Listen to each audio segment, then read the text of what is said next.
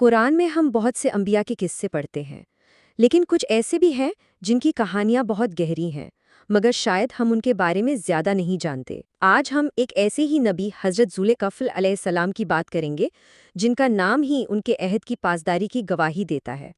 تو سوچئے وہ کون سے نبی ہو سکتے ہیں جن کے صبر کا امتحان لینے خود شیطان آیا اور بری طرح ناکام ہو کر لوٹا۔ آئیے آج اس راز سے پردہ اٹھاتے ہیں۔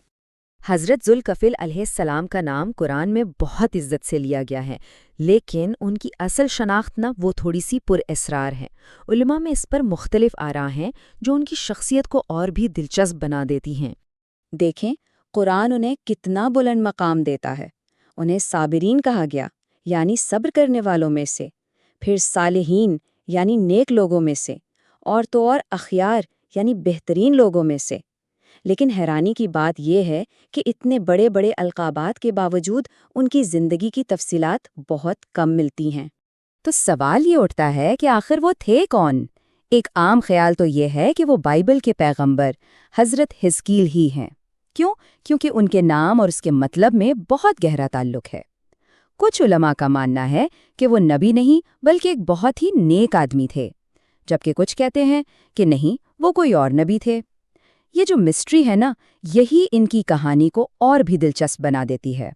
ان کی شناخت کے راز سے آگے بڑھیں تو ہمارے پاس سب سے بڑا سراغ کیا ہے؟ ان کا منفرد نام۔ چلیں دیکھتے ہیں کہ اس نام میں کیا چھپا ہے۔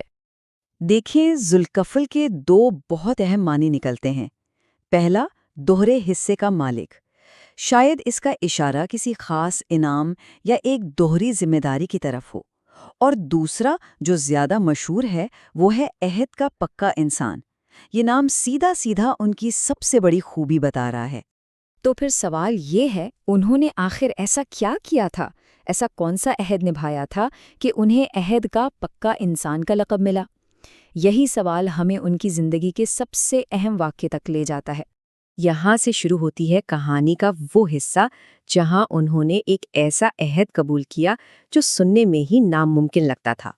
تو منظر کچھ ایسا ہے کہ بنی اسرائیل کے نبی حضرت عیسیٰ علیہ السلام اب بزرگ ہو چکے تھے اور وہ چاہتے تھے کہ اپنی ذمہ داریاں کسی قابل جانشین کو سونپ دیں۔ انہوں نے اپنے جانشین کے لیے 3 بہت ہی، اور میں کہہ رہی ہوں بہت ہی مشکل شرائط رکھیں۔ ہر روز روزہ رکھنا، ہر رات عبادت کرنا، اور سب سے مشکل، فیصلہ کرتے وقت کبھی غصہ نہ کرنا۔ یہ کوئی معمولی عہد نہیں تھا۔ جب یہ شرائط پیش کی گئیں تو مجلس میں سے ایک نوجوان کھڑا ہوا۔ زیادہ مشہور نہیں تھا وہ، لیکن اس نے پورے اعتماد سے کہا، یہ ذمہ داری میں قبول کرتا ہوں۔ یہی نوجوان آگے چل کر ذوالکفل کے نام سے جانے گئے، جنہوں نے حضرت عیسیٰ کے نائب کے طور پر کام شروع کیا۔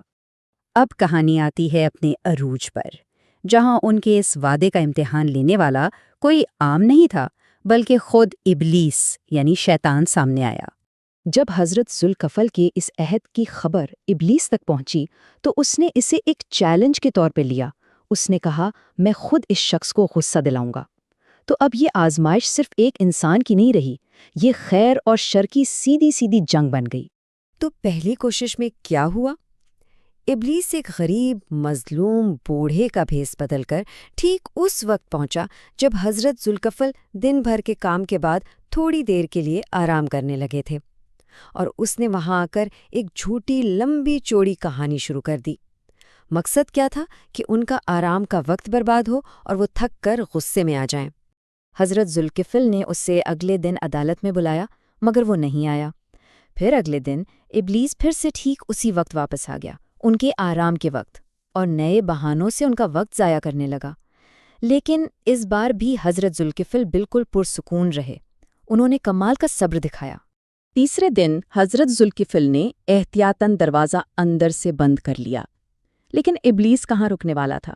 وہ ایک روشن دان سے گھر کے اندر داخل ہوا اور سیدھا ان کے کمرے کا دروازہ پیٹنے لگا۔ اس لمحے حضرت ذوالکفل سمجھ گئے کہ یہ کوئی عام انسان نہیں، یہ تو اللہ کا دشمن ہے۔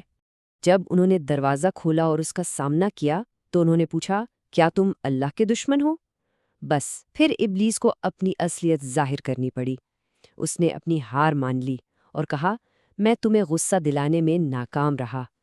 یہ لمحہ، یہ حضرت ذوالکفل کے اپنے عہد پر قائم رہنے کی سب سے بڑی گواہی ہے۔ تو اس پوری کہانی سے ہمیں کیا سیکھنے کو ملتا ہے؟ چلیں ان کے صبر اور ان کے نام کے درمیان جو تعلق ہے اس کو دیکھتے ہیں اور ان کی میراث کو سمجھتے ہیں۔ اور دیکھیں، آج بھی ان کی میراث زندہ ہے۔ عراق میں ایک مزار ہے جسے مسلمان حضرت ذوالکفل کا اور یہودی حضرت خزکیل کا مزار مانتے ہیں۔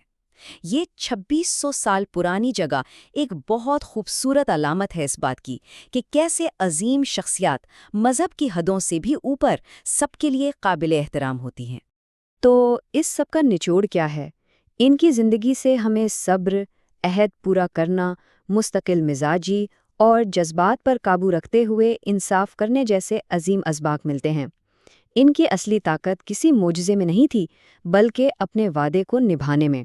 اور آخر میں یہ کہانی ہمیں سوچنے پر مجبور کرتی ہے، جس طرح حضرت ذوالکفل کی پوری میراث ان کے ایک عہد کو نبھانے سے بن گئی، وہ کون سا ایسا وعدہ یا عزم ہو سکتا ہے جسے پورا کرنا کسی بھی انسان کی زندگی کی سب سے بڑی پہچان بن جائے؟